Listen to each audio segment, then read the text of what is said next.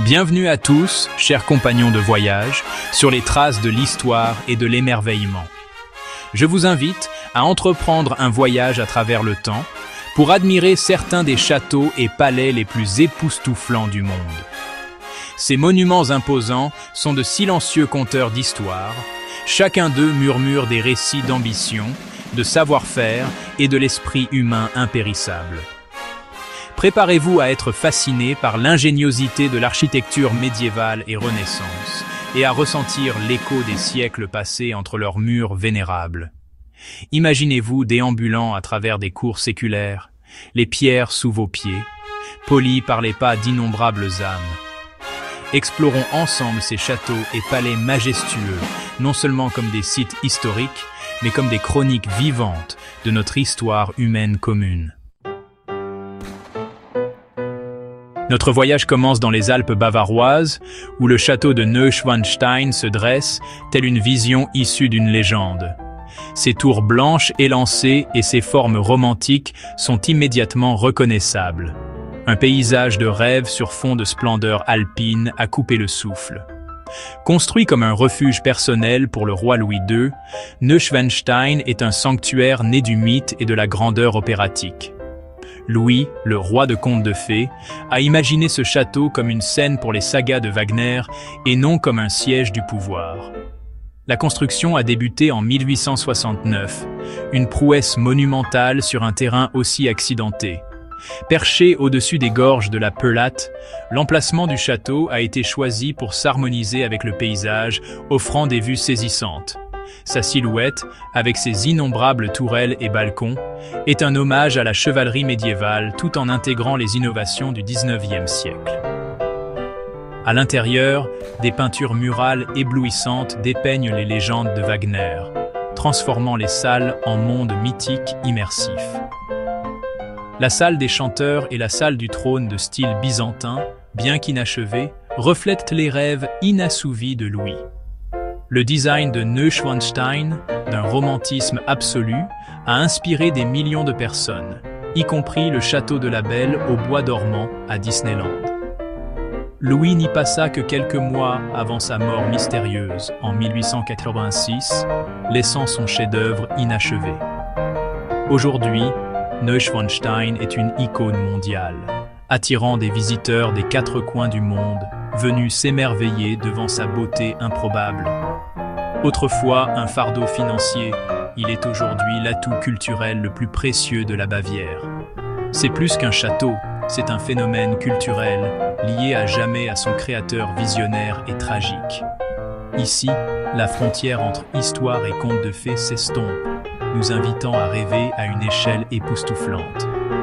Neuschwanstein nous rappelle que même dans un monde pragmatique, il y a toujours de la place pour l'émerveillement.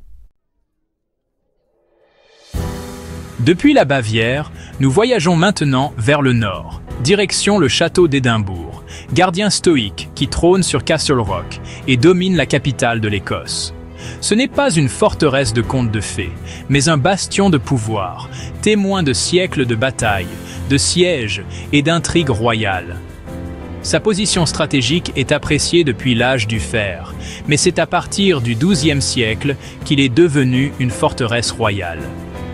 L'histoire du château d'Édimbourg est intimement liée aux guerres d'indépendance de l'Écosse.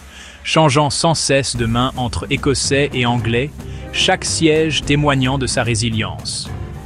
Entre ses murs se dresse la chapelle Sainte-Marguerite, le plus ancien bâtiment d'Édimbourg, un havre de paix silencieux au milieu de la puissance militaire. Les honneurs de l'Écosse, la couronne, le sceptre et l'épée sont exposés ici, symbole de l'identité nationale, caché puis redécouvert en des temps tumultueux. La pierre du destin, utilisée pendant des siècles pour les couronnements, repose maintenant ici, après des siècles passés en Angleterre, réaffirmant ainsi l'esprit indomptable de l'Écosse. Le château a survécu à d'innombrables sièges, y compris le célèbre long siège de 2 ans, chaque reconstruction étant adaptée aux nouvelles réalités militaires. Le tir quotidien du One O'Clock Gun résonne à travers toute la ville, une tradition qui lie le château et la communauté. Depuis les remparts, une vue panoramique s'étend sur Édimbourg et bien au-delà, soulignant l'importance stratégique du site.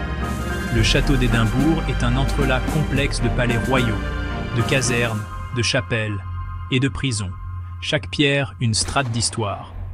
Toujours une garnison militaire active et abritant le National War Museum, il demeure un monument vivant.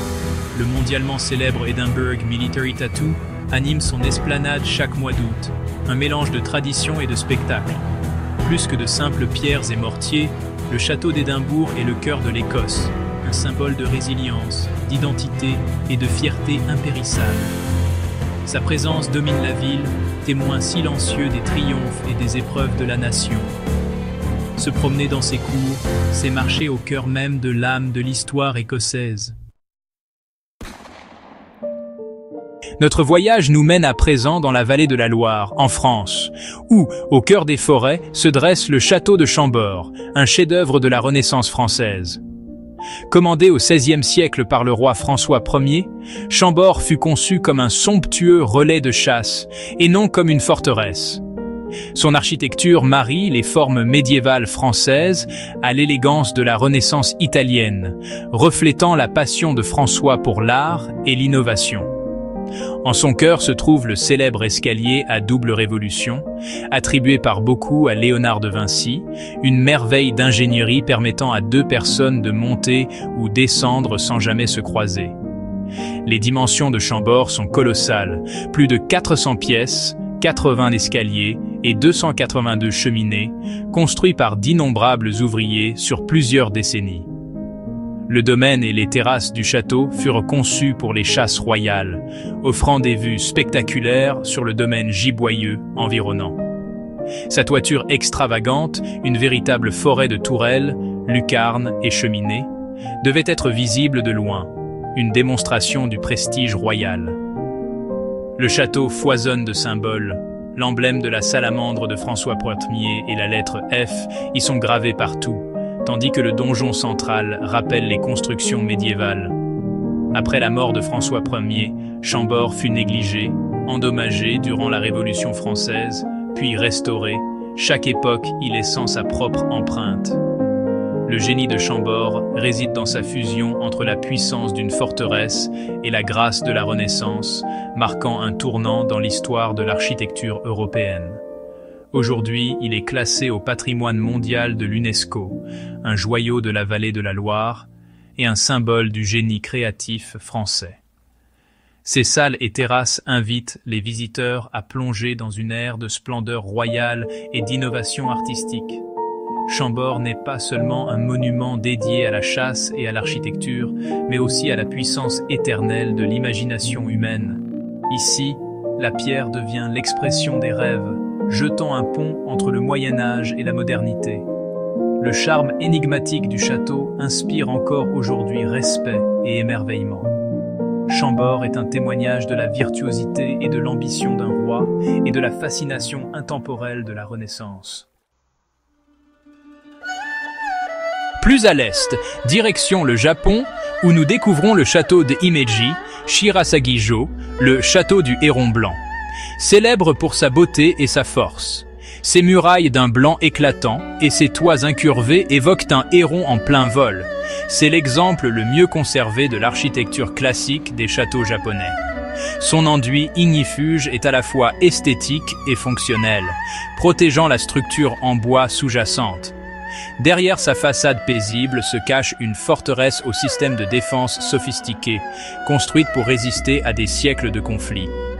La forme actuelle d'Himeji date du début du XVIIe siècle. Il a survécu aux guerres, aux tremblements de terre et même aux bombardements de la Seconde Guerre mondiale. Le complexe comprend plus de 80 bâtiments reliés entre eux, avec des chemins labyrinthiques et des portes fortifiées, conçues pour dérouter les assaillants.